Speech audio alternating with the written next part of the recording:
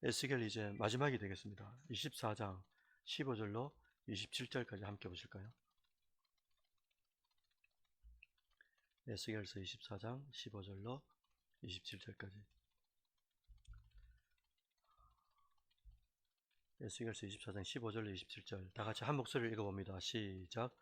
여호와의 말씀이 또 내게 임하여 이르시되 인자야 내가 내 눈에 기뻐하는 것을 한번 쳐서 빼앗으리니 너는 슬퍼하거나 울거나 눈물을 흘리거나 하지 말며 죽은 자들을 위하여 슬퍼하지 말고 조용히 단식하며 수건으로 머리를 동이고 발에 신을 신고 입술을 가리지 말고 사람이 조상집에서 먹는 음식물을 먹지 말라 하신지라.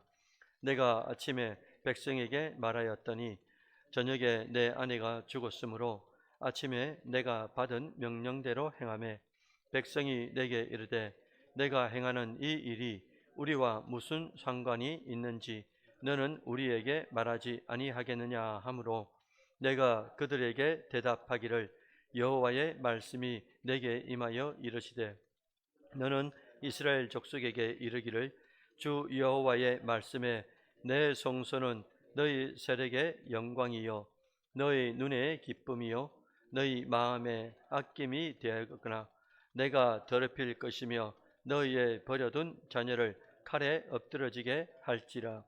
너희가 에스겔이 행한 바와 같이 행하여 입술을 가리지 아니하며 사람의 음식물을 먹지 아니하며 수건으로 머리를 동인 채 발에 신을 신은 채로 두고 슬퍼하지도 아니하며 울지도 아니하되 제약 중에 패망하여 피차 바라보고 탄식하리라.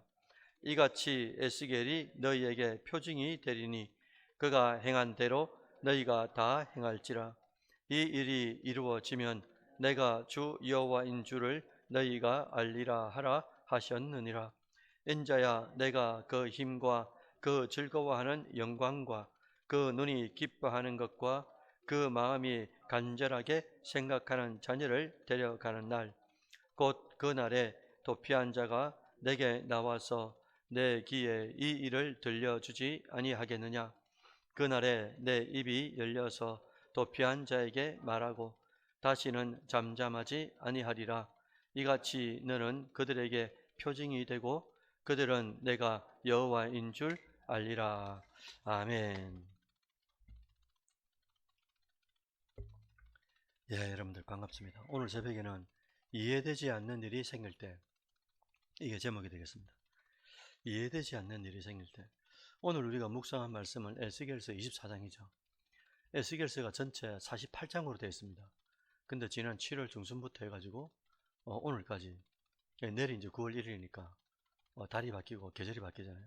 그래서 7월부터 8월 오늘까지 에스겔서 딱 절반 24장까지 이제 보게 되었어요. 내일부터는 신학의 꽃, 교리의 꽃, 복음의 다이아몬드 이렇게 말하는 로마서를 보게 됩니다. 그래서 주보에도 넣어놨는데 9월달, 10월달 2달 동안 로마서를 새벽마다 묵상하게 되니까 여러분들 기대하시면서 새벽을 깨우시면 좋겠어요. 에스겔은 바벨론 포로지에서 하나님 말씀을 전하던 선지자죠. 선지자는 여러 종류가 있습니다. 포로 전에, 포로 때, 포로 이후에.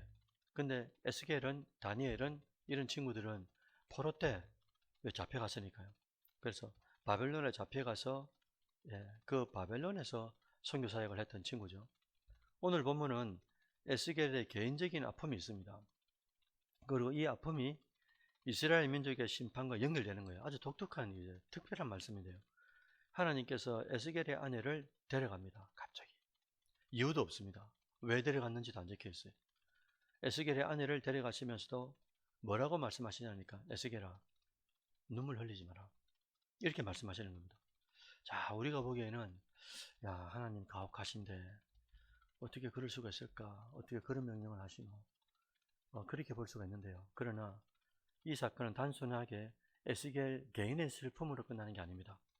하나님의 뜻과 구속사의 메시지를 드러내는 중요한 사건이 된다는 거죠. 그래서 16절에 보면은 하나님은 에스겔에게 이렇게 말씀하시죠. 인자야, 내가 너의 눈에 기뻐하는 것을 한순간에 빼앗는다. 그게 제 아내죠. 너는 슬퍼하거나 울거나 눈물을 흘리거나 하지 마라. 이렇게 말씀하신 거예요. 여기서 내 눈에 기뻐하는 것은 당연히 이제 에스겔이 사랑하는 아내다. 이렇게 볼 수 있습니다.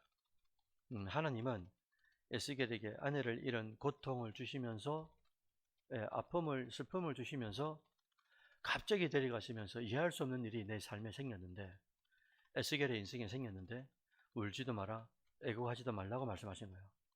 자, 그 이유는 놀랍게도 에스겔의 삶 자체가 하나님의 메시지가 되기 때문에 그렇습니다. 이 말이 뭐냐?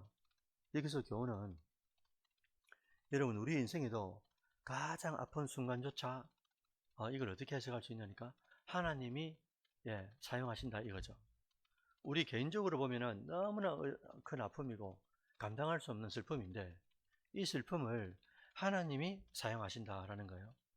내가 이해할 수 없는 고통과 상실, 환난이 있는데 이게 하나님의 의도, 하나님의 섭리 안에 딱 들어가면은 하나님께서 하나님이 하셔야만 하는 도구가 되더라라는 겁니다.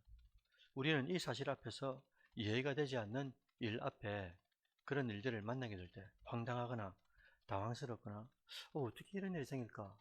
그런 일이 생겨도 너무 당황하거나 슬퍼하지 마시고 하나님의 뜻이 있다. 나는 다만 뭐만 하면 됩니까? 순종하면서 나가는 것. 이게 이제 바로 하나님이 기뻐하시는 겸손이 되는 경우가 많죠. 오늘 19절부터 24절까지는 이스라엘 백성은 앞으로 예루살렘 성전이 무너질 거다 이렇게 예언한 겁니다. 근데 그 충격이 너무 커서 마치 뭐하고 똑같냐면요. 에스겔이 아내를 잃었지 않습니까? 갑자기. 울지도 못하고 그런 말문이 막히는 상황을 맞이하게 됐어요. 이 에스겔의 개인적 상황을 이스라엘 민족의 상황과 그대로 맞물리게 만들었습니다. 하나님. 이스라엘 백성들에게 이 성전은 뭐냐니까 어떻게 보면 이제 정말 자랑거리가 되고 그들의 신앙의 중심이 되고 그리고 또 어떻게 보면 이제 우상화가 되지 않습니까? 그래서 예수님께서 오셨을 때 뭐라고 하셨어요? 야야야, 저 성전 저거 다 부순다. 그리고 내가 3일 만에 다시 짓겠다. 이렇게 말하니까 이 못 알아듣는 거죠. 왜? 성전은 그들의 전부였습니다. 근데 하나님께서 성전을 다 무너뜨리지 않습니까?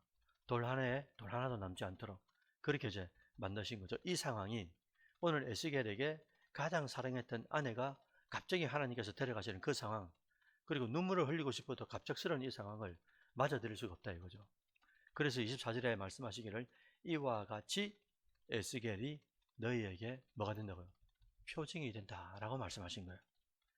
에스겔의 삶 자체가 표징으로 살아있는 메시지가 된다라고 이스라엘 백성들에게 선포하고 있는 겁니다. 여러분 우리 삶도 마찬가지 아니겠어요?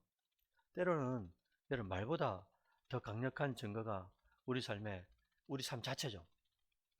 아무리 100만 마디 해봐야 그죠? 우리가 삶으로 그렇게 사는 것 이게 더 뚜렷한 전도지가 될 때가 얼마나 많습니까? 그래서 성도가 세상 속에서 어떻게 고난 속의 믿음을 지키는지 그것이 곧 하나님 말씀을 전하는 통로가 되더라라는 거죠. 다시 말씀드려서 우리 각자의 삶에 심각한 이제 고난, 아픔이 생겼는데 그것을 하나님께서 주신 단련의 기간이라고 보고 그것을 믿음으로 받고 묵묵하게 순종해 나갈 때 믿지 않는 사람들은 그걸 보고 와 어떻게 저럴 수가 있을까 이제 그런 감동 속에서 우리가 지난주에도 봤지 않습니까? 안디옥 그 이방 지역에 있는 사람들이 어떻게 합니까? 안디옥 교회를 만들고 교회 안에 모이는 이 사람들을 보고 뭐라냐니까 와 당신들이 어떻게 그런 고난과 핍박과 환난 속에서도 평안하고 안식을 누릴 수 있느냐 라고 물으니까 뭐라는 겁니까? 우리는 내 안에 예수를 믿는 믿음이 있다 이거죠. 그래서 구별된 믿음을 통하여서 믿지 않는 사람들을 통하여 뭐라고요? 그리스도인이다 라고 칭함받는 독특한 거룩한 별명을 받게 되는 거잖아요. 마지막으로 하나님은 에스겔에게 말씀하셨죠. 예루살렘의 심판 소식이 들려올 때 에스겔의 입이 열릴 거라고 말합니다. 지금은 잠잠히 있어야 하지만 때가 되면은 하나님의 말씀을 담대히 전할 수 있는 그날이 온다라고 말씀하신 거예요. 여러분 전도서에도 말하잖아요. 다 때가 있다고 말씀하시잖아요. 우리가 잠잠할 때가 있고 말할 때가 있다.